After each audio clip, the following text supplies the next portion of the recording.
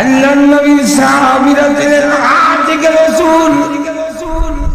এই জন্য নবীর কাছ থেকে জীবনে নেয় নাই, শুধু দিছেন, নেয় নাই। এক সাহাবী অসুস্থ, আল্লাহর নবী গেলেন দেখার জন্য। দেখার পরে রাসূল তার আত্মীয় স্বজনকে বললেন, সে যদি মারা যায় অবস্থা বেশি ভালো নয়, যদি মারা যায় আমার এই সংবাদ দিও, আমি নিজে তার জানাজার নামাজ পড়াবো। নবী যদি কারো জানাজার নামাজ পড়ায় তার লাভ হবে না ক্ষতি হবে? আল্লাহ রাব্বুল আলামিন কোরআনে বলছেন, ওয়ালাউ আন্নাকুম ইয যালামু আনফুসাহুম জাউকা ফাস্তাগফিরুল্লাহ ওয়াস্তাগফারা লাহুমুর রাসূল লাওয়াজাদুল্লাহা তাওয়াবার রাহিমা। হে দুনিয়ার মানুষেরা, তোমরা যদি নিজের প্রতি কোনো জুলুম করো, আমার নবীর কাছে যাও আর তোমরা আমার কাছে মাফ চাও। নবীকে দিয়া যদি সুপারিশ করাতে পারো ক্ষমার জন্য, আমার নবী যদি কারো জন্য বলে আল্লাহ তারে মাফ করে দেন, লাওয়াজাদুল্লাহা তাওয়াবার রাহিমা। আল্লাহ বলেন নিশ্চয়ই আমি আল্লাহ তার তওবা কবুল করে নিব। লক্ষ্য করে দিকে সাহাবীর জানাজার নামাজ নবী যদি পড়ান, নবী যদি বলেন আল্লাহ আমার এই সাহাবীর গুনাহ মাফ করে দাও, অবশ্যই আল্লাহ মাফ করে দিবেন। এত বড় নিজের লাভ ছেড়ে দিলেন সাহাবী। নবীজি বিদায় হওয়ার পরে আত্মীয় স্বজনকে ডেকে বললেন, তোমাদেরকে আমি আল্লাহর কসম, আল্লাহর শপথ দিয়ে বলি, আমার ওসিয়তটা তোমরা পালন করবে। ওসিয়ত করে যাই, আমি পৃথিবী থেকে বিদায় হয়ে গেলে দাফন না করা পর্যন্ত আল্লাহর নবীকে সংবাদ দিতে পারবে না।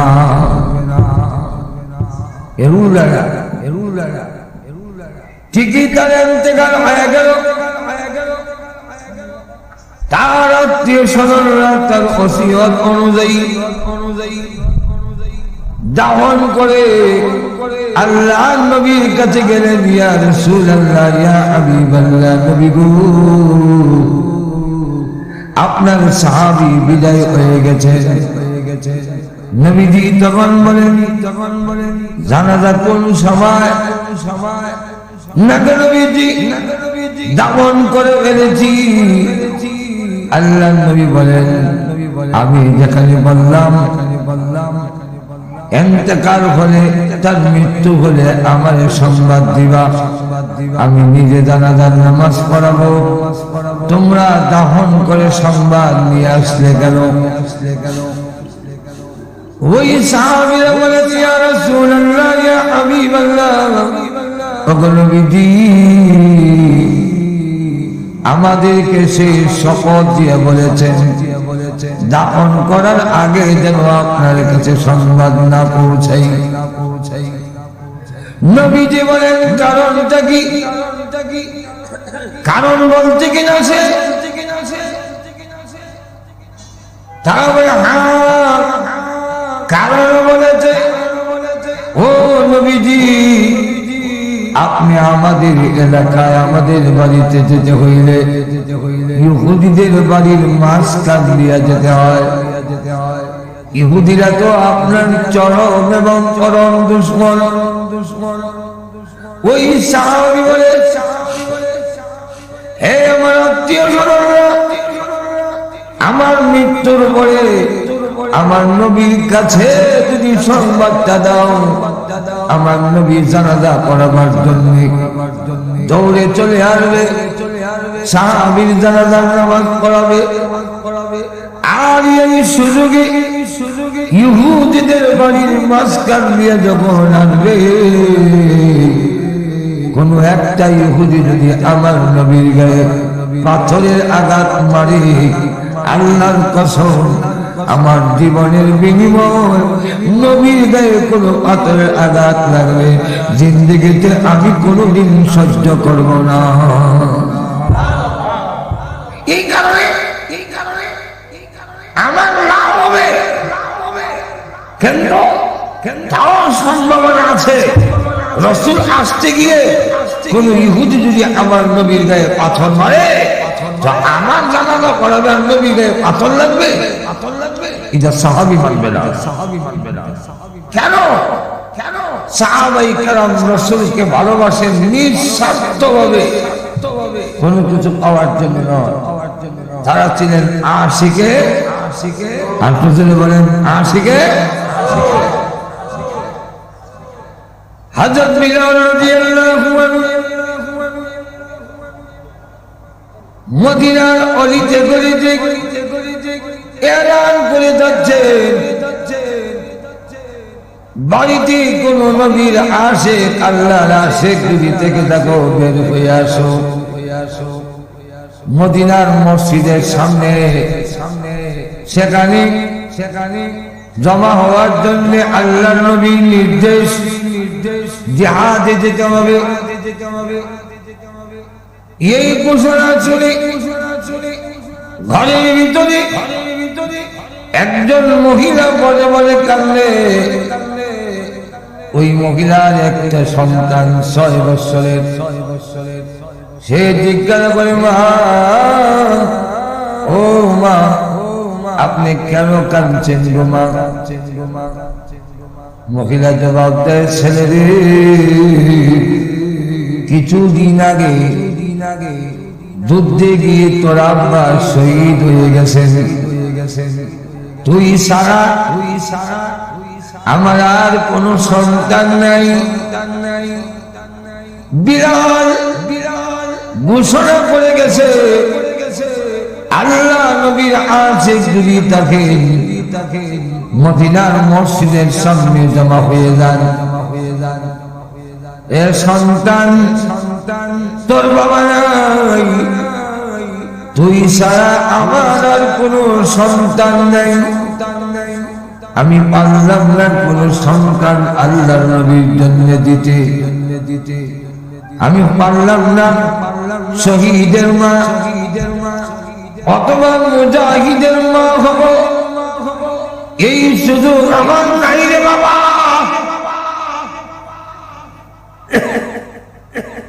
ছেলেটি আম্মা আমাকে নিয়ে চলুন, আমি ওয়াদা দিলাম আপনাকে শহীদের মা আর না হয় কমের পক্ষে মুজাহিদের মা না বানাইয়া বাড়িতে ফিরে আসবো না।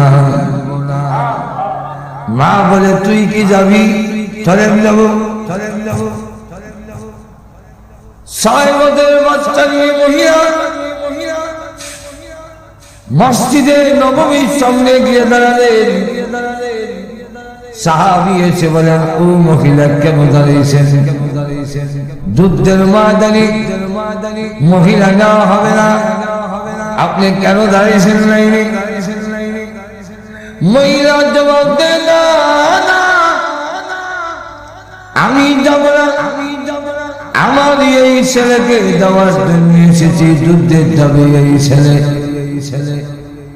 সাহাবী বলেন, না, 6 বছরের বাচ্চা যুদ্ধের পারমিশন দেওয়া হয় না। মহিলা বলে, আল্লাহর নবীর কাছে তুমি বলো, তোমার পক্ষ থেকে কেন বলো, কেন নিষেধ করো? নবীর কাছে বলো। নবীর কাছে বলার পরে আল্লাহ নবী বললেন, বলো আসার জন্য। আসার পরে বলল, মহিলা গো, 15 বছরের নিচে কাউকে যুদ্ধের অনুমতি দেয় না, তোমার ছেলের মাত্র 6 বছর নিয়ে যাও, ভবিষ্যতে কোনো কাজে যদি লাগে এখন নিয়ে যাও। মহিলা বলে, ভবিষ্যতের নিশ্চয়তা নাই, যদি মরে যাই মুজাহিদের মাও হতে পারবো না, এক্ষুনি অনুমতি দিয়া দেন। আল্লাহর নবী বলেন না, এই 6 বছরের বাচ্চাকে কি করে অনুমতি দিব? সে কি ঘোড়া চালাতে পারবে না? সে কি অস্ত্র চালাতে পারবে না? সে কি তীর মারতে পারবে না? তাহলে কোনটাতে লাগাবো? মহিলা তখন ডাক দেয়া বলেন, ইয়া রাসূলুল্লাহ, ইয়া হাবিবাল্লাহ, এই ছেলে ঘোড়া চালাতে পারবে না, অস্ত্র চালাতে পারবে না, হে আল্লাহর নবী তীর মারতে পারবে না, কিন্তু একটা কাজে লাগবে, আপনার কাছে রেখে দিবেন। কোন বেঈমান কাফের যদি আপনাকে লক্ষ্য করে তীর মারে, পাথর মারে, তখন ঢালের প্রয়োজন, আমার ছেলেটাকে কাছে রেখে দিবেন, সামনে তুলে ধরবেন। আমার সন্তানের কলিজায় তীরের আঘাত লাগতে পারে, আল্লাহর কসম আমার নবীর গায়ে আঘাত লাগতে পারে না। কেন? রাসূলকে আমরা ভালোবাসি। রাসূল বলেন না, এই অনুমতি দেওয়া যাবে না, নিয়ে যাও। মহিলা তখন বলে, বাবা চল, রাসূল নিবেন না, কি করবো, চল যাই। বাচ্চা কয় না, আমি রাসূলকে একটা প্রশ্ন না করে দেবো। আরে তুই কি প্রশ্ন দে? যিনি বিশ্বনবী আর তুই 6 বছরের বাচ্চা। আমি একটা প্রশ্ন করবো, হে আল্লাহর নবী, এই মহিলা হইল শহীদের স্ত্রী, মুক্তিযোদ্ধার বউ, আর আমি হইলাম শহীদের সন্তান। ইসলামের জন্য মুক্তিযুদ্ধ যে করছে তার সন্তান, একটা কোটা থাকবেন আমার জন্য। সুবহানাল্লাহ বলবি না?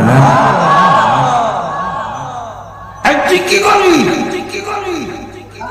কি কাজে লাগবি?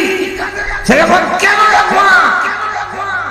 আমার না, চুলাতে আগুন ধরাইতে হলে হালকা পাতলা লাকড়ি গুলো চুলার আগে দেয়, মোটা মোটা লাকড়ি গুলো পরে দেয়। কেন? মোটা লাকড়ি প্রথম চুলার দিলে আগুন ধরে না, কিনা চুলার ভিতরে আগুন ধরাবার জন্য হালকা পাতলা লাকড়ি যদি আগে প্রয়োজন হয়, যুদ্ধের ময়দানে আগুন ধরাবার দরকার নাই। আমি হামলারে করে দেন, শহীদ হইতে দেরি হবে, শহীদ হইতে দেরি হবে, আমাকে আগে দেন। শহীদ হয়ে যুদ্ধের ময়দানের আগুনটা আমি ধরাই। এই 6 বছরের বাচ্চার কথা শুনি রাসূল আশ্চর্য, সাহাবায়ে কেরাম সারপ্রাইজ। এমনি দেখে জিবরাইল এসে লম্বা এক তালিকা নিয়ে এসেছেন, লম্বা তালিকা। ইয়া রাসূলুল্লাহ, ইয়া হাবিবাল্লাহ, আপনি যেমন নিশ্চিত করছেন কে শহীদের মা, কে মুজাহিদের মা হবে, মুজাহিদের মা তালিকা যেমন আপনি করেছেন, আল্লাহ করছেন। আপনার তালিকায় ওই মহিলার নাম নাই, মুজাহিদের মা নাই, আল্লাহ তালিকা আছে না?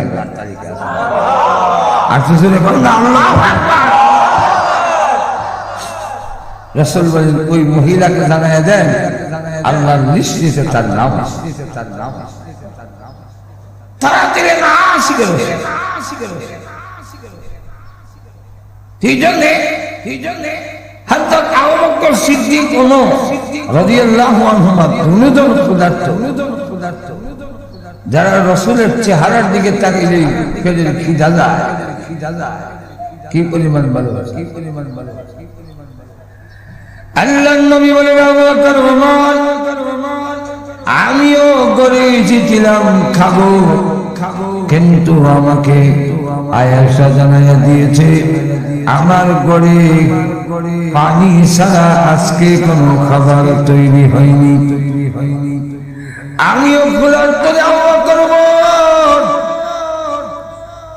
আমার ঘরেও খাবার নাই, তোমাদের দেওয়ার মতো কিছু নাই। চলো সামনের দিকে যাই। এখান থেকে আমাদের অনেকের ধারণা হতে পারে মনে হয় আল্লাহর নবী অভাবী ছিলেন, খাওয়ার নাই। না না, আল্লাহর নবী অভাবী ছিলেন না, ইচ্ছা করি দুনিয়ার ভোগ বিলাস গ্রহণ করেন না। বিয়া বাড়িতে যা কিছু আয়োজন করা হয় কার সম্মানে, একটু তো দেখুন। কিন্তু বর যিনি জামাই, উনি দেখবেন নাকের মধ্যে রুমাল দিয়া বিভাজি। অন্যরা খাচ্ছে, জামাই খাইল কম। এখন যদি এই দৃশ্য দেখা কেউ বলে আহারে হে তো অমামি, আজকের বিয়া বাড়ি তো হে কেমন নেই, জামাই খাওয়ানোর অভাবে খায় না নাকি? এই কথা যে বলে এটা যেমন ব্যাকর, আল্লাহ নবীকে যারা বলবে অভাবী হৃদয় ব্যাকর। বদলামটি কম খায় কেন? তারা হলো আজকের খাবার, ভবিষ্যতে এই বাড়ির খাওয়ান আর কপালে জুটতেও পারে, তবে না হওয়া সম্ভাবনাই বেশি। আচ্ছা তাহলে আজকে খেতে হবে ভালো করে খাওয়া, জনমের খাওয়া। আর যিনি বর জামাই, উনি বলে আমি আজকে খাবারের জন্য আসি নাই, আমি এসেছি এই বাড়ির সাথে একটি সম্পর্ক করার জন্য। যদি সম্পর্ক হয় না, এই বাড়ির যত মুরগি আছে সব আমার হইল। আর বিশ্ব নবী বলেন আমি পৃথিবীতে খাওয়ার জন্য আসি নাই, ভোগ বিলাসের জন্য আসি নাই। বিশ্ব নবী এবং মুমিন ইমানদার বলে আমরা পৃথিবী এসেছি এই বিশ্ব মালিকের সাথে সম্পর্ক করার জন্য। যদি সম্পর্ক করে যেতে পারি, জান্নাতের সব মুরগি আমরা ঠিক। আর যেই নবীর কথা বললেন গাছ থেকে আপনার খেজুর পড়ে, সেই নবী অভাবী নয়। হযরত আলী রাদিয়াল্লাহু আনহু বলেন প্রচন্ড মদিনার শীতের মধ্যে আমি বের হইয়া হাঁটাহাঁটি করছিলাম। আল্লাহ নবী দেখে বলেন আলী, এত বড় প্রচন্ড শীতের মধ্যে তুমি কেন হাঁটাহাঁটি করো? হযরত আলী রাদিয়াল্লাহু আনহু বলেন ওগো নবীজি, এদের খিদা, এই জন্য হাঁটি রাস্তায়। আল্লাহর নবী বলেন আলী তোমাকে একটা খেজুর দিব তাও আমার ঘরে নাই, তবে তুমি ক্ষুধার্ত হয়ে রাস্তায় হাঁটবে, তা হয় না। হ্যাঁ আলী, ওই গাছের কাছে যাও, খেজুর গাছের কাছে গিয়ে বলবে আমি বিশ্ব নবী রাহমাতুল লিল আলামিন তোমাকে পাঠিয়েছি খেজুর দেওয়ার জন্য। হযরত আলী রাদিয়াল্লাহু আনহু বলেন আমি খেজুর গাছের কাছে গেলাম, গিয়ে দেখি খেজুর থাকবে দূরের কথা ভালো করে পাতাও নাই, সিজন না।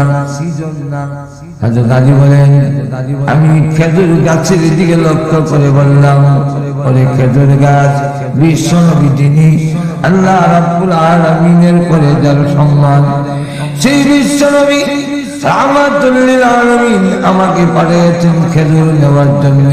কিন্তু খেজুর দেয় এই কথা বলতে দেরি হয়েছে, প্রতিটি ঢাল থেকে তাজা তাজা খেজুর জমিনে পড়তে একটা মিনিটও দেরি হয় নাই। আমি একটা খেজুর উঠাইয়া মুখে দেই, আরেকটা আমি আমার কুর্সির মধ্যে জমা করি। আরো কয়েকজন দেখলাম রাস্তা দিয়ে হারে, তোমরা কেন হারো? তারাও বললো আমরা পেরে খিদা। হযরত আলী রাদিয়াল্লাহু আনহু বলেন খাও, খেজুরের অভাব নাই। সবাই মিলে খেজুর খাইল। আল্লাহ নবী গেলেন, আলী সবগুলো খেজুর খেয়ে ফেলেছ নাকি আরো কিছু আছে? যেই মাত্র বলেছে এমনি ডাক দিয়ে বলে, না নবীজি আমিও খেয়েছি, সাহাবীও খেয়েছেন, এখন রয়ে গেছে। আল্লাহ নবী যদি নিচে চান, আল্লাহ নবী আমার কাছে আরো খেজুর রয়ে গেছে। নবীজি তখন বলেন, আলী রে বাকি খেজুর গুলো নিয়ে যাও, আমার ফাতেমাকে খেজুর গুলো দিয়ে দিও। কোরআন শরীফের সূরাতুল ফাতিরের 3 নম্বর আয়াত কারিমা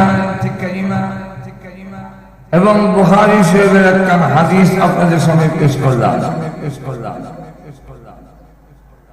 আয়াতের মধ্যে মহান আল্লাহ পাক সারা বিশ্বের মানুষকে আহ্বান করে বলছেন, ইয়া আইয়ুহান নাস। নাস অর্থ মানুষ। তার সাথে যখন আলিফ লাম সংযোগ হয় তখন সকল মানুষ। মানুষ বিভিন্ন দলে বিভক্ত। বর্তমানে সারা বিশ্বের মানুষ 2 ভাগে বিভক্ত, একদল মুমিন আর একদল কাফের। কোরআন নাযিল হওয়ার সময় 3 দল ছিল। এই জন্য একটি সূরার নাম আছে সূরাতুল কাফিরুন, এক সূরার নাম সূরাতুল মুমিনুন, এক সূরার নাম সূরাতুল মুনাফিকুন। 3 দল। 3 দলের নামে 3টা সূরা। বর্তমানে 2 দল, মুমিন আর কাফের। তাহলে এখন প্রশ্ন হইতে পারে 3 নম্বর দলটা কোরআন নাযিলের সময় ছিল, এদিকে এই 3 নম্বর দল মসজিদের ভিতরে জুতা সুর যেভাবে মুসল্লি হয়ে বইতে 3 নম্বর এই মুনাফিক দলটা মুমিনের ভিতরে গাঢ় দেখা দিয়ে বসে। মুনাফিকরাও মুমিনের ভিতরে। যাই হোক, মুমিন হোক আর কাফের হোক, সারা বিশ্বের মানুষকে আল্লাহ আহ্বান করে বলছেন, ইয়া আইয়ুহান নাস, হে লোক সকল। কারণ আল্লাহ রাব্বুল আলামিন যত মাখলুক তৈরি করেছেন এর মধ্যে মানুষকে আল্লাহ পাক তার নিজের কুদরতে হাত দিয়ে তৈরি করেছেন। কোরআন শরীফে আল্লাহ বলতেন খালাকতু বিয়াদাইয়া। আল্লাহ পাক বলেন আমি আমার হাত দিয়ে তৈরি করলাম। এই কারণে মানুষ সবচেয়ে দামি। মানুষ সৃষ্টিগত দিক থেকেও সবচেয়ে বেশি সুন্দর। মানুষের প্রতি আল্লাহর যে অবদান, সেই অবদানের কথা আল্লাহ স্মরণ করে দিচ্ছেন, উযকুরু নি'মাতাল্লাহি আলাইকুম। এই জুমলার দ্বারা, এই বাক্যের দ্বারা যে তোমরা স্মরণ করো তোমাদের প্রতি আমার অবদান। আল্লাহ কি পরিমাণ অবদান আমাদের করে। একটা মাছ যেইভাবে পানির নিচে ডুবে আছে, গোটা মানব জাতি আল্লাহর অবদান আর নিয়ামতের মধ্যে এইভাবে ডুবে আছে। মাছ পানি ছাড়া বাঁচে না। পৃথিবীর মানুষ আল্লাহর নিয়ামত ছাড়া, হোক সে আমেরিকার প্রেসিডেন্ট, হোক সে রাশিয়ার প্রেসিডেন্ট, বিশ্বের যে কোনো শক্তিশালী ব্যক্তিত্ব হোক না কেন, আল্লাহর নিয়ামত ছাড়া 1 মিনিটও কেউ বাঁচতে পারবে না।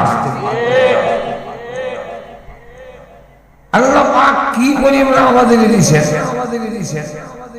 কোরআন শরীফ আল্লাহ বলেন তুমি যদি কলম খাতা হাতে নাও আর গণতে শুরু করো আল্লাহ কি পরিমাণ দিলেন গণা শুরু করি গণি হিসাব লাগাই তাহলে খাতা শেষ হবে কলম শেষ হবে কালি শেষ হবে হায়াত শেষ হবে আল্লাহর দেওয়া নিয়ামত গণনা শেষ হবে আল্লাহ এক সূরার মধ্যে নিয়ামত উল্লেখ করে 31 বার প্রশ্ন করছে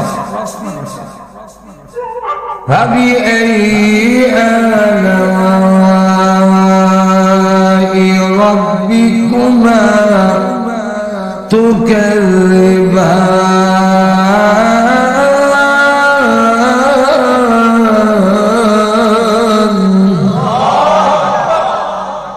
তোমরাও ভাই মানব জাতি এবং জিন জাতি উভয় আমার কোন নিয়ামতটা অস্বীকার করবে আমাদের নেতা অনেক সময় আত্মীয় স্বজন তার নিয়ম অবদানের কথা উল্লেখ করে অনেক সময় বলতে চায় আমাদের সরকার এই করেছে সেই করেছে জনগণের মধ্যে পুরা দিন আল্লাহ বলেন আমি জানিছি একটা অস্বীকার করো ক্ষমতা থাকলে বিভিন্ন আয়াতে আল্লাহ এইভাবে প্রশ্ন তুলে দিয়েছে যেমন আমাদের দেহের দিকে লক্ষ্য করে আল্লাহ প্রশ্ন দিয়েছেন আলাম নাজআল লাহু আইনাইন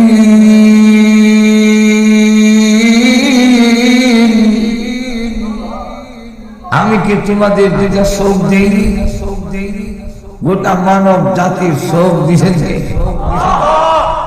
অস্বীকার করতে পারবে ওয়ালিসানা ওয়া শাফাতাইন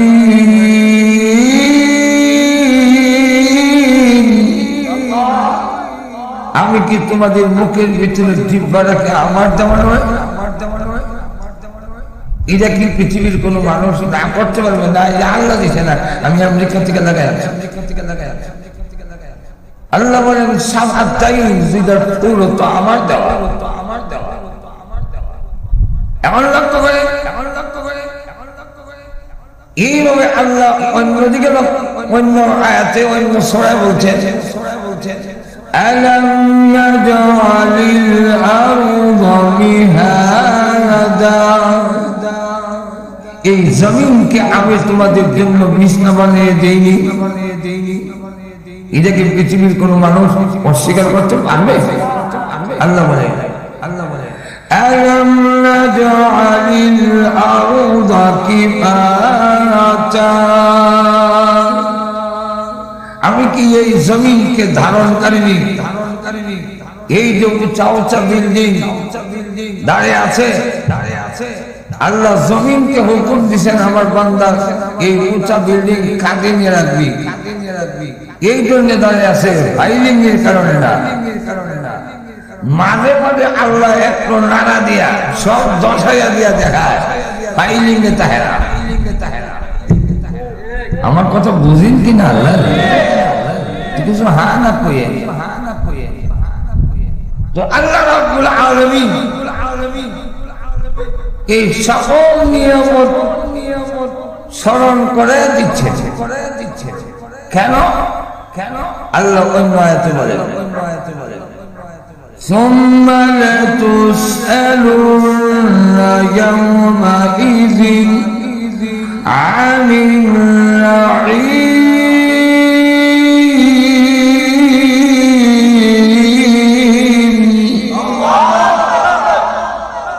একদিন আল্লাহর নিয়ামতের আর ভোগ করতেছ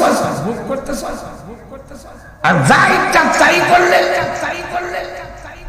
আল্লাহর দেওয়া নিয়ামতের কোনো হিসাব তোমার দিতে হবে না এমনটা মনে করো না একদিন প্রত্যেকটা নিয়ামতের ব্যাপারে তুমি আল্লাহর কাছে জিজ্ঞাসা করো, জবাব দিতে হবে আল্লাহর কাছে।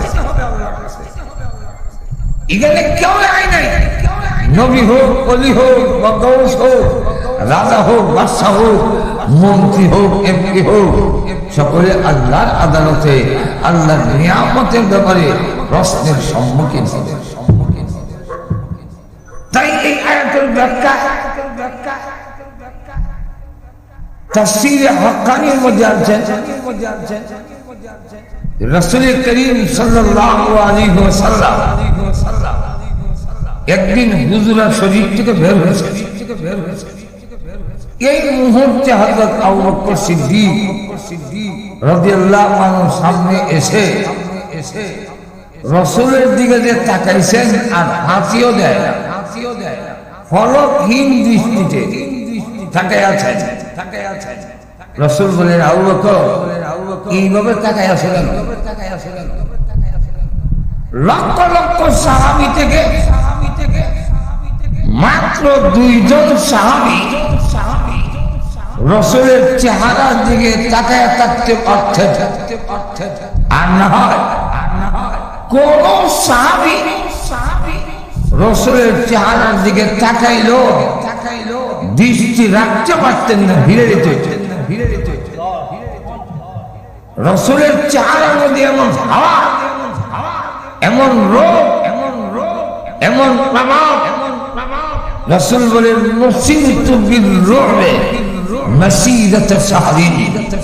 আল্লাহর রাসূল বলেন, আমাকে আল্লাহ এমন প্রভাব দিয়েছেন, আমি যেখানে বসা এখান থেকে স্কয়ার মাইল, 1 মাসের রাস্তা, ডাইনে বামে সামনে পিছনে, এই সংরক্ষিত এলাকার ভিতরে যত বড় শক্তিশালী সাহসী লোক হোক না কেন, এই নিষিদ্ধ এলাকার ভিতরে আসলে আমার প্রভাবে তার অন্তরের মধ্যে কম্পন শুরু হয়ে যায়।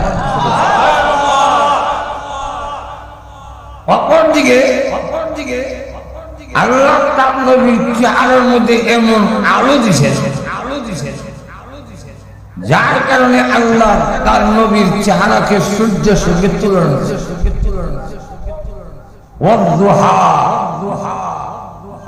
মুফাসসিরে কেরাম বলেন, এখানে দুহার এক ব্যক্তি হল রাসূলের চেহারা মুবারক।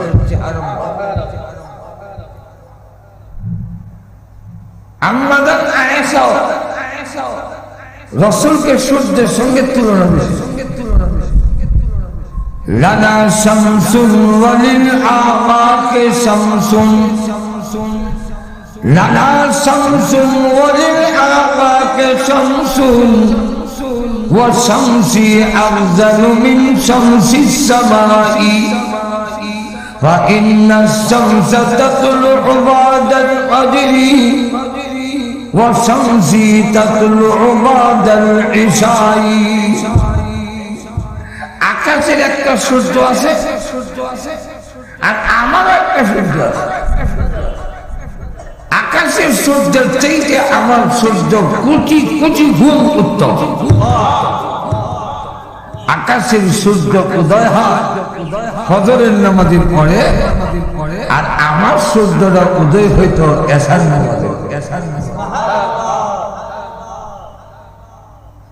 ইরশাদুল কারি ইলা সাহিহুল বুখারী, বুখারী শরীফের এই গ্রন্থের মধ্যে আম্মাদান আয়েশার একটা বর্ণনা এনেছেন।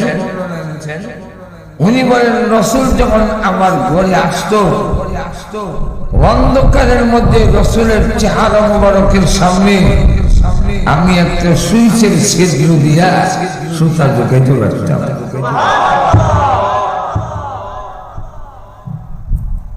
ওইদিকে যাবো না, তো রাসূলের চেহারার দিকে তাকায় আছেন।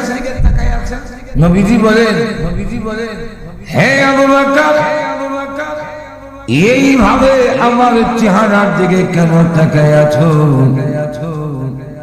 হযরত আবু বকর সিদ্দিক রাদিয়াল্লাহু আনহু বলেন, ইয়া রাসূলুল্লাহ, ইয়া হাবিবাল্লাহ, ওগো আল্লাহর নবী, আমি ঘরে গিয়েছিলাম খাবারের জন্য, আমি ক্ষুধার্ত।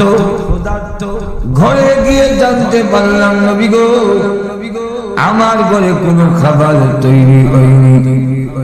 তাই আমি দৌড়ে আপনার সামনে হাজির হয়েছি।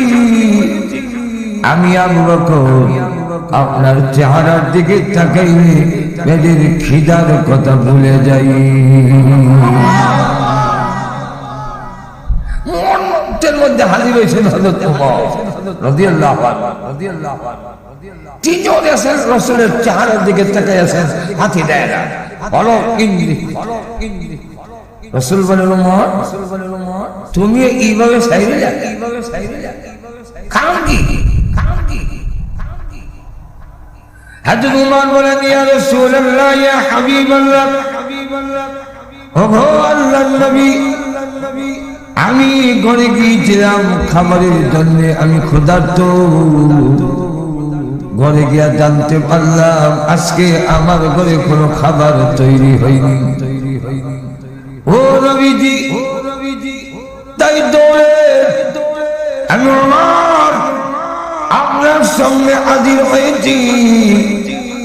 আপনার চেহারার দিকে তাকাইলে আমি উমরের কাদের খিদার কথা ভুলে যাই।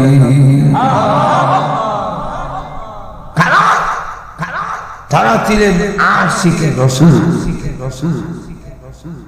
আশিক প্রেমিক তারেক যে নেয় না, যে প্রেমিকের কাছ থেকে নিতে চায় প্রেমিক নয়, ধোঁকাবাজ। আর তো বলে দেখবেন আমাদের দেশের জুনিয়র মেলায় কোন ছেলে কোন মেয়েকে যদি বলে তোমার যদি না ভাই আমি গাড়ি সাক্ষাৎ হলে মরে যাবো, তোমার ভাইরে বাঁচি নাইলে মরি, হ্যাঁ কি যে করি তোমার লেগা, তখন মেয়ে যদি কয় তুই যদি ভালোবাসা হয় তুই বিয়ে করে নাও, তখন হ্যাঁ কয় আমার বড় ভাই এখনো বিয়ে করে নাই, সিজন আমার এখনো আসে নাই, আমি এখনো চাকরি নকরি করি নাই, এখন তোমার দায়িত্ব কেমনে নিতাম। এইবার তখন কি মাসের এখান থেকে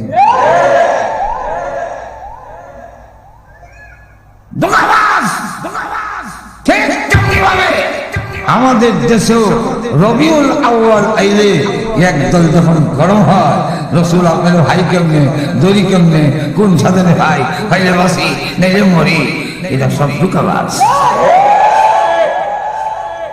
সব জিলাপি রসগোল্লা খাইতা, কিন্তু যখন রক্তের বইটা, যখন রাসূলের ইজ্জতের উপরে কেউ হামলা করে তখন তাকে বাড়ি সালাম দিয়ে পূজা হওয়া যায় না, রাজপথে পাওয়া যায় না, হওয়া যায় শুধু বালুর পারে, কারণ ওই দিন জিলাপি আর রসগোল্লা হওয়া যায়।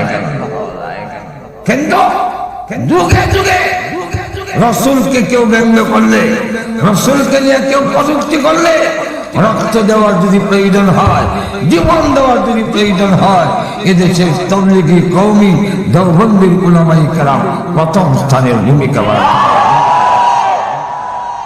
এই কারণে সরকারও সার্টিফিকেট দিয়ে দিছে, স্বীকৃতি দিছে, সনদের খালি জায়গা, ভিতরে ভিতরে কতগুলো স্বীকৃতি দিছে, যারা বুঝতেছে হেরা গা খুব জ্বলতেছে।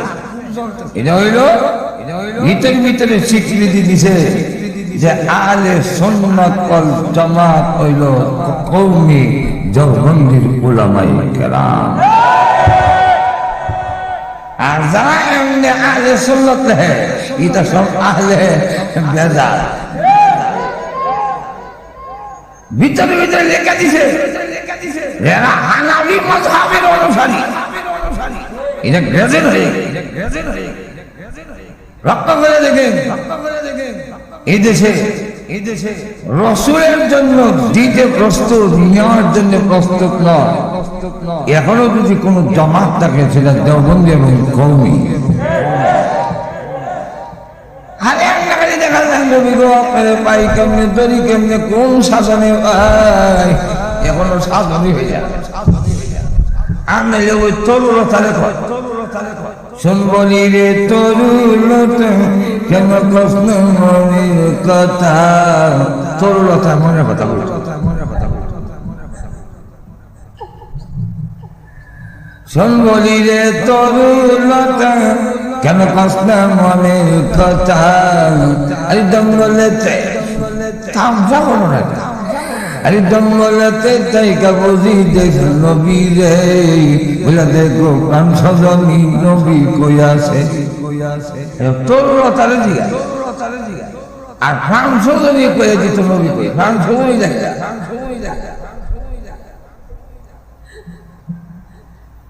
আল্লাহর নবীর সাহাবীরা দিলেন আতিকে রাসূল এই জন্য নবীর কাছ থেকে জীবনে নেয় নাই শুধু দিছেন নেয় নাই এক সাহাবী অসুস্থ আল্লাহর নবী গেলেন দেখার জন্য দেখার বলে রাসূল তার আত্মীয় স্বজনকে বললেন সে যদি মারা যায় অবস্থা বেশি ভালো নয় যদি মারা যায় আমার এই সংবাদ দিও আমি নিজে তার জানাজার নামাজ পড়াবো নবী যদি কারো জানাজার নামাজ পড়ায় তার লাভ হবে না ক্ষতি হবে আল্লাহ রাব্বুল আলামিন কোরআনে বলছেন ওয়ালাউ আন্নাকুম ইয যালামু আনফুসাহুম জাউকা ফাস্তাগফিরুল্লাহ ওয়াস্তাগফারা লাহুমুর রাসূল লাওয়াজাদুল্লাহা তাওয়াবার রহিমা হে দুনিয়ার মানুষেরা তোমরা যদি নিজের প্রতি কোনো জুলুম করো আমার নবীর কাছে যাও আর তোমরা আমার কাছে মাফ চাও নবীকে দিয়া যদি সুপারিশ করাতে পারো ক্ষমার জন্য আমার নবী যদি কারো জন্য বলে আল্লাহ তারে মাফ করে দেন লাওয়াজাদুল্লাহ তাওয়াবার রহিমা আল্লাহ বলেন নিশ্চয়ই আমি আল্লাহ তার তওবা কবুল করে নিব লক্ষ্য করে দিকে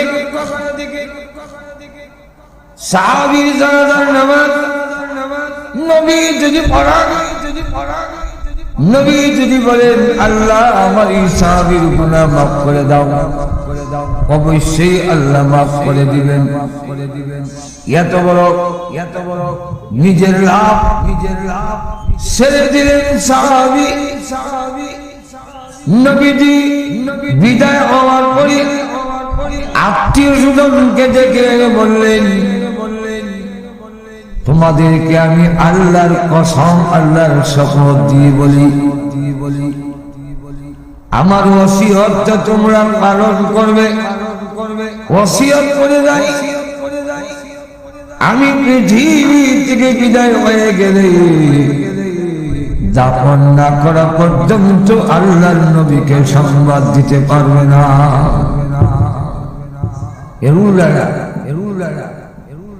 ঠিকই তার ইন্তেকাল হয়ে গেল তার আত্মীয় স্বজনরা তার ওসিয়ত অনুযায়ী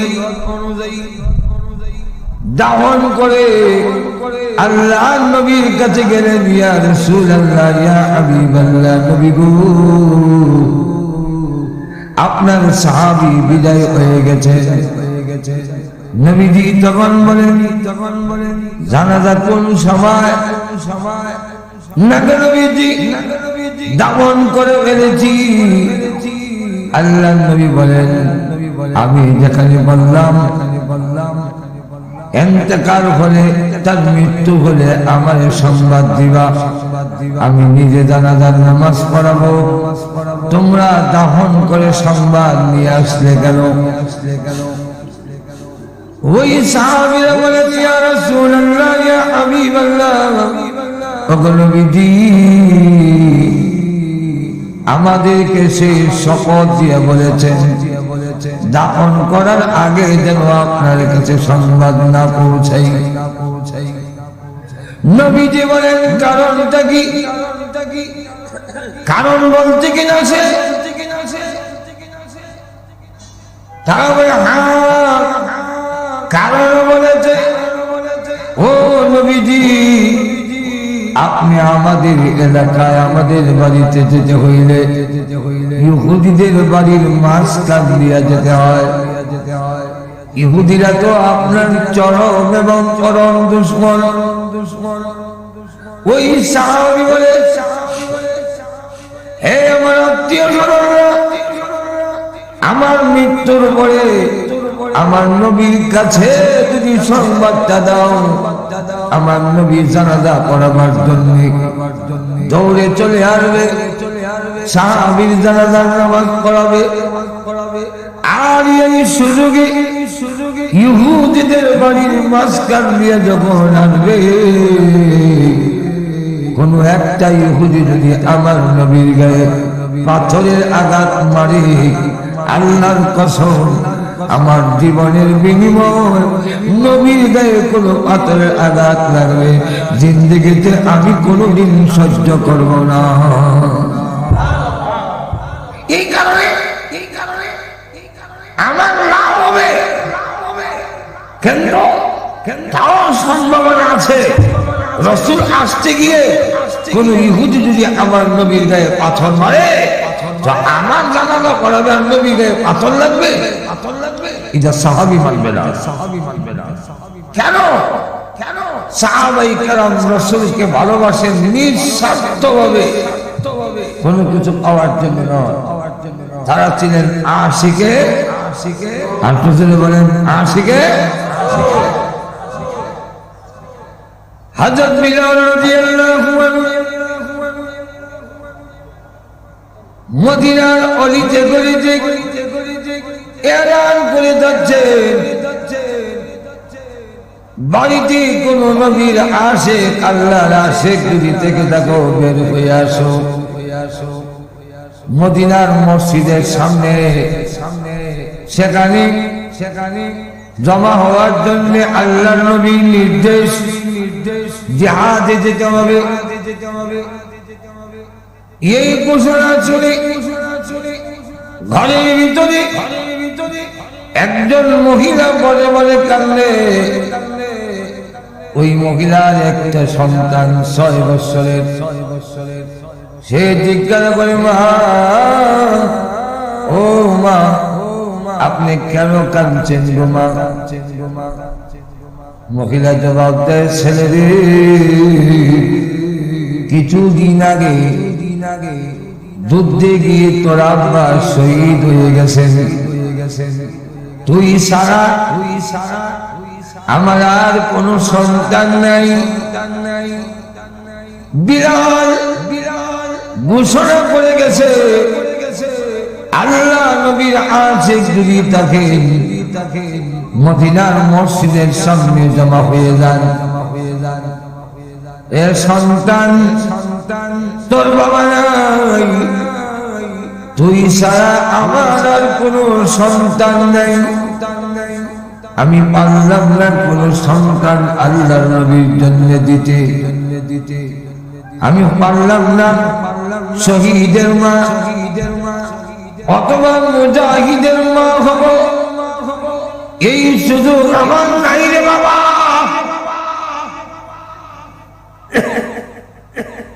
ছেলেটি জানতে পারবা, আম্মা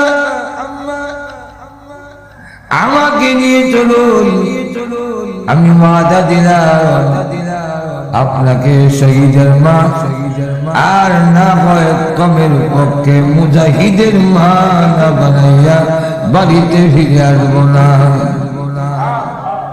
মা বলে, তুই কি যাবি? চলেন যাবো। 6 বছরের বাচ্চা নিয়ে মহিলা মসজিদে নববীর সামনে গিয়ে দাঁড়ালেন। সাহাবী এসে বলেন, ও মহিলা কেন দাঁড়িয়েছেন? যুদ্ধের ময়দানে মহিলা নেওয়া হবে না, আপনি কেন দাঁড়িয়েছেন? নাই মহিলা জবাব দেন, না আমি যাব না, আমার এই ছেলেকে দেওয়ার জন্য এসেছি, যুদ্ধে যাবে এই ছেলে। সাহাবী বলেন, না, 6 বছরের বাচ্চা যুদ্ধের পারমিশন দেওয়া হয় না। মহিলা জানতে বলে, আল্লাহ নবীর কাছে তুমি বলো, তোমার পক্ষ থেকে কেন বলো, কেন নিষেধ করো? নবীর কাছে বলো। নবীর কাছে বলার পরে আল্লাহ নবী বললেন বড় আশার জন্য আসার পরে বলল মহিলা গো 15 বছরের নিচে কাউকে যুদ্ধের অনুমতি দেয় না, তোমার ছেলের মাত্র 6 বছর নিয়ে যাও, ভবিষ্যতে কোনো কাজে যদি লাগে এখন নিয়ে যাও। মহিলা ভবিষ্যতের নিশ্চয়তা নাই, যদি মরে যাই মুজাহিদের মাও হতে পারবো না, এক্ষুনি অনুমতি দিয়া দেন।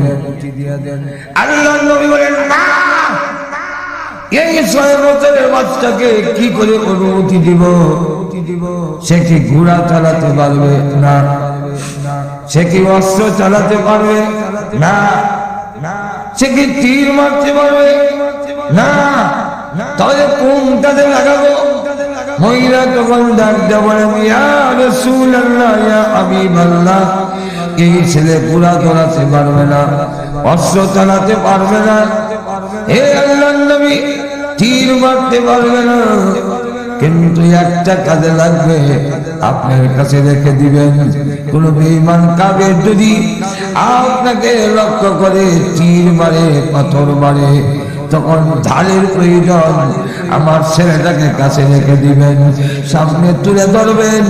আমার সন্তানের কলিজায় তীরের আঘাত লাগতে পারে, আল্লাহর কসম আমার নবীর গায়ে আঘাত লাগতে পারে না। কেন? রাসূলকে আমরা ভালোবাসি। রাসূল বলেন না, এই অনুমতি দেওয়া যাবে না, নিয়ে যাও। মহিলা তখন বলে বাবা চল, রাসূল নিবেন না, কি করবো, চল যাই। বাচ্চা কয় না, আমি রাসূলকে একটা প্রশ্ন না করে যাবো। আরে তুই কি প্রশ্ন?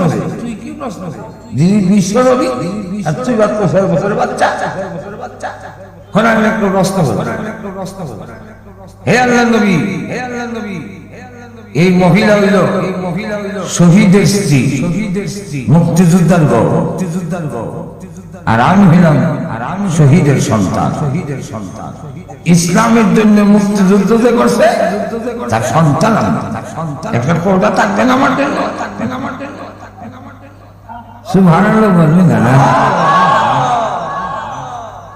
তুই কি করবি, কি কাজে লাগবি, সেরকম কেন রাখবো না? আমার মা চুলাতে আগুন ধরাইতে হইলে হালকা পাতলা লাকড়িগুলো চুলার আগে দেয়, মোটা মোটা লাকড়িগুলো পরে দেয়। কেন? মোটা লাকড়ি প্রথম চুলার দিলে আগুন ধরে না, কিনা চুলার ভিতরে আগুন ধরাবার জন্য হালকা পাতলা লাকড়ি যদি আগে প্রয়োজন হয়, যুদ্ধের ময়দানে আগুন ধরাবার দরকার নাই। আমি হামলারে করে দেন, শহীদ হইতে দেরি হবে,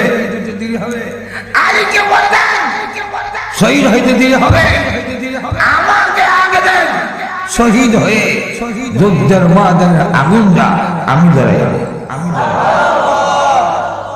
এই 6 বছরের বাচ্চার কথা শুনি রাসূল আশ্চর্য, সাহাবায়ে কেরাম সারপ্রাইজ। এমনি দেখে জিবরাইল এসে লম্বা এক তালিকা নিয়ে এসেছেন, লম্বা তালিকা। ইয়া রাসূলুল্লাহ, ইয়া হাবিবাল্লাহ, আপনি যেমন নিশ্চিত করছেন কে শহীদের মা, কে মুজাহিদের মা হবে, মুজাহিদের মা তালিকা যেমন আপনি করেছেন আল্লাহ করছেন। আপনার তালিকায় ওই মহিলার নাম নাই, মুজাহিদের মা নাই, আল্লাহর তালিকা আছে।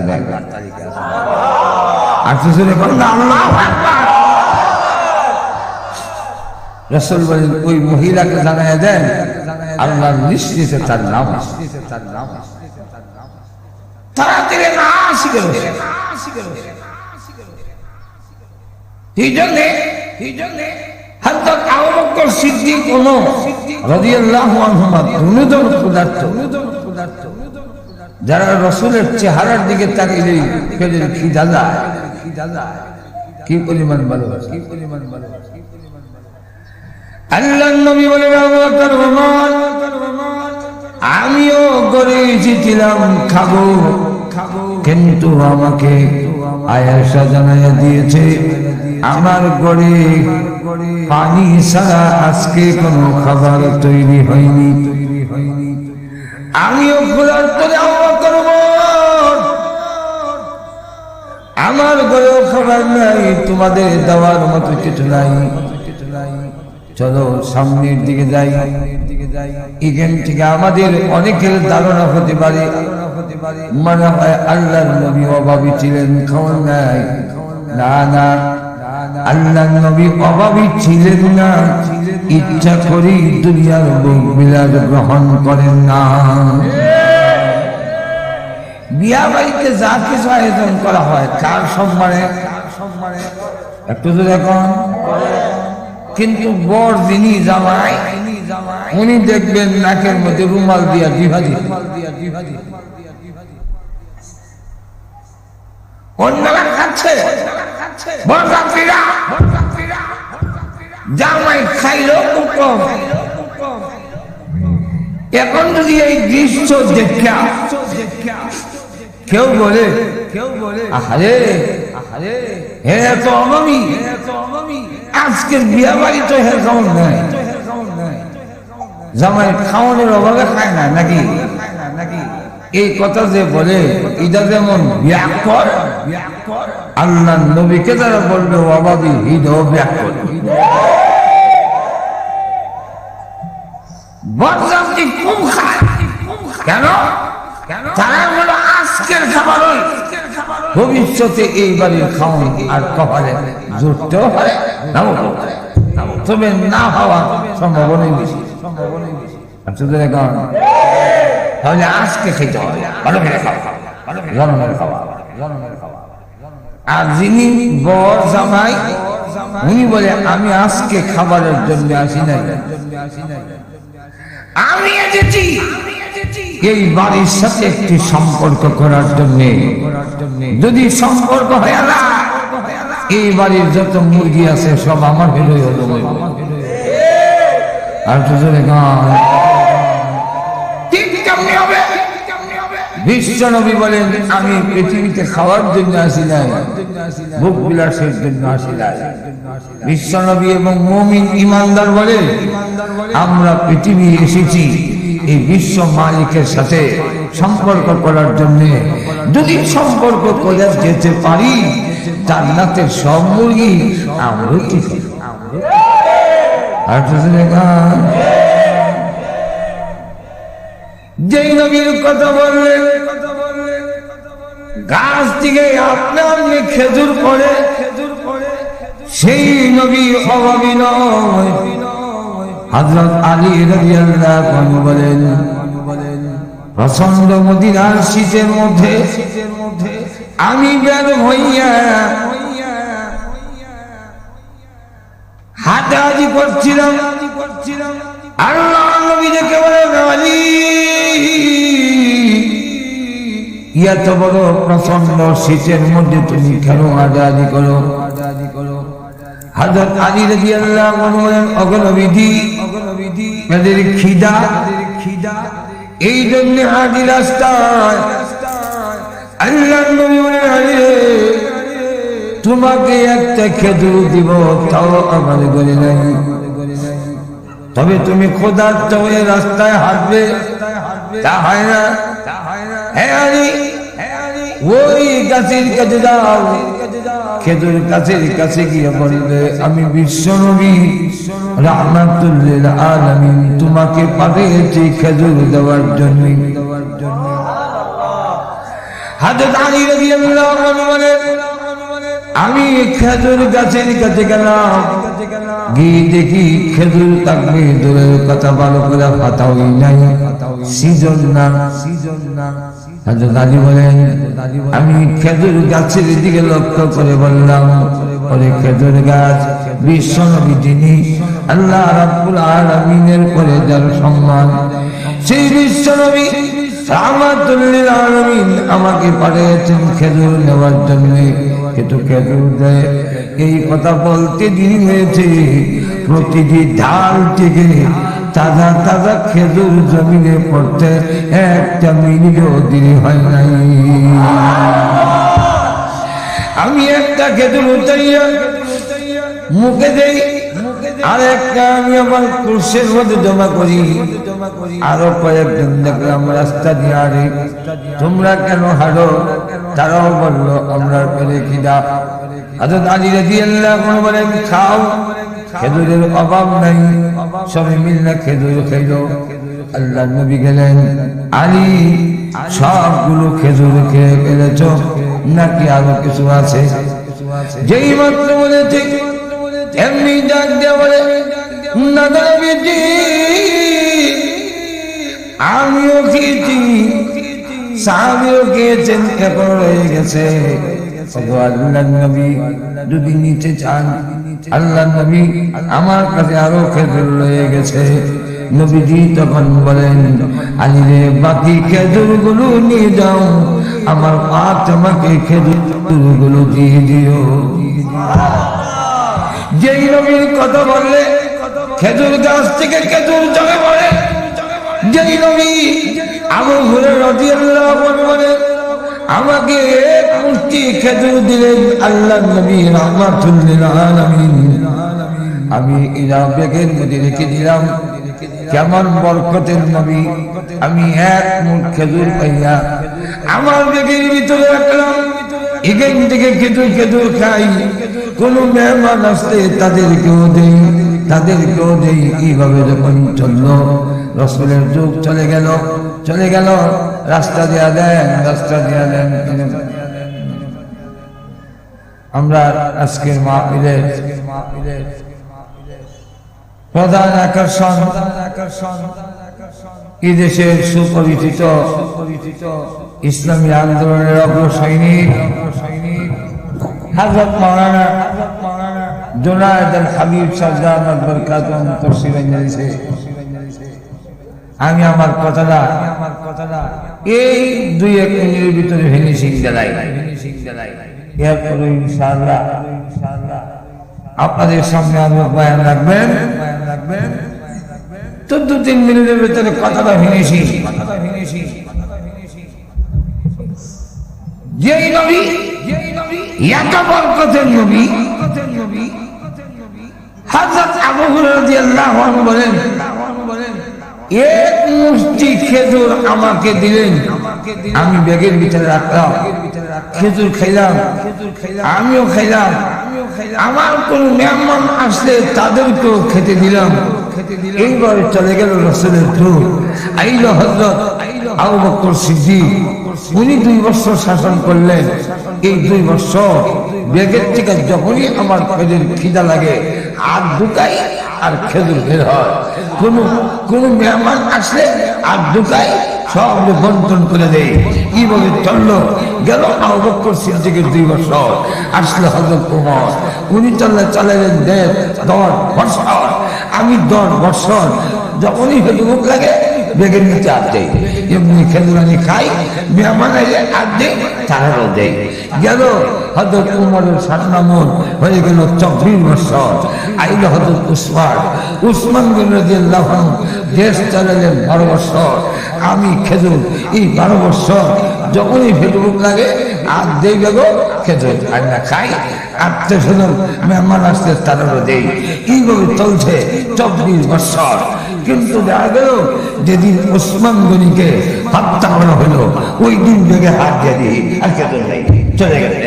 এখান থেকে এই হাদিস বয়ান করে মুহাদ্দিসিন কেরাম বলেন, এখান থেকে প্রমাণিত হয় যে এই দেশে খুন হয়, যখন কোনো হত্যাকাণ্ড ঘটে, সেই জমিন টিকা বরকত উঠে যায়। তাহলে আমাদের দেশের বরকত নামের কোন জিনিস আছে বলে মনে হয় না।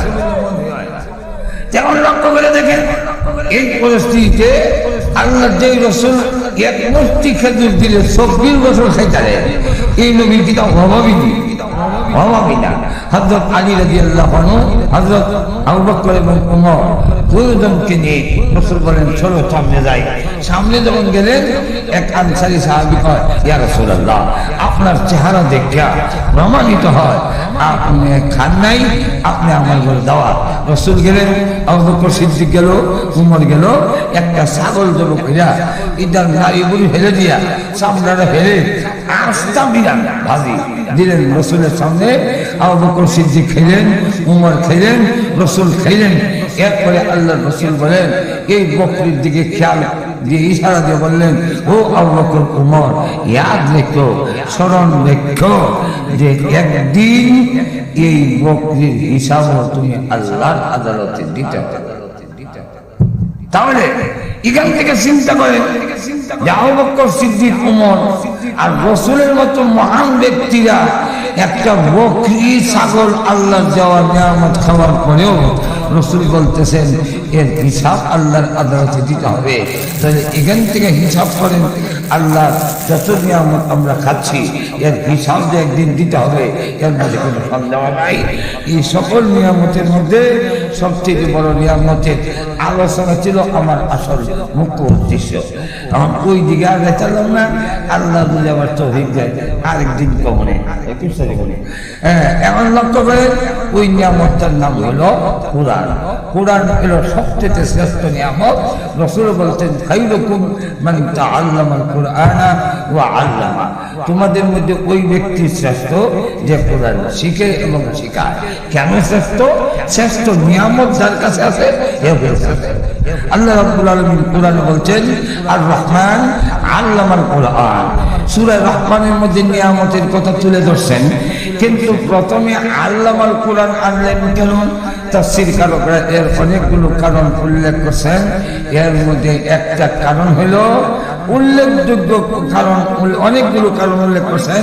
এর মধ্যে উল্লেখযোগ্য কারণ আল্লামাল কুরআন আগে আনলেন কেন? এই আগে আনার কারণ প্রথম নম্বরে আল্লামাল কুরআন কেন আনলেন? আল্লাহ শ্রেষ্ঠ নিয়ামত হলো কোরআন, এই কারণে কোরআন আগে আনছেন। কোরআন যদি না থাকে মানুষটার কোনো ইজ্জত সম্মান থাকে না। কোরআন নাই, মানুষটা পশুর সমান। আর কোরআন যার কাছে আছে এই মানুষটা ফেরেশতার চাইতে শ্রেষ্ঠ। কোরআন থাকলে ফেরেশতার চাইতে শ্রেষ্ঠ হয়। কোরআন না থাকলে মানুষের ঘরে জন্ম হইয়াও চতুর্থ জন্মের চেয়ে নিকৃষ্ট হয়। আল্লাহ পাক এই জামিয়া তালিমুস সুন্নাহ মাদ্রাসার শিক্ষার সাথে আমরা যেন সম্পৃক্ত থাকতে পারি, আল্লাহ তৌফিক দান করুন।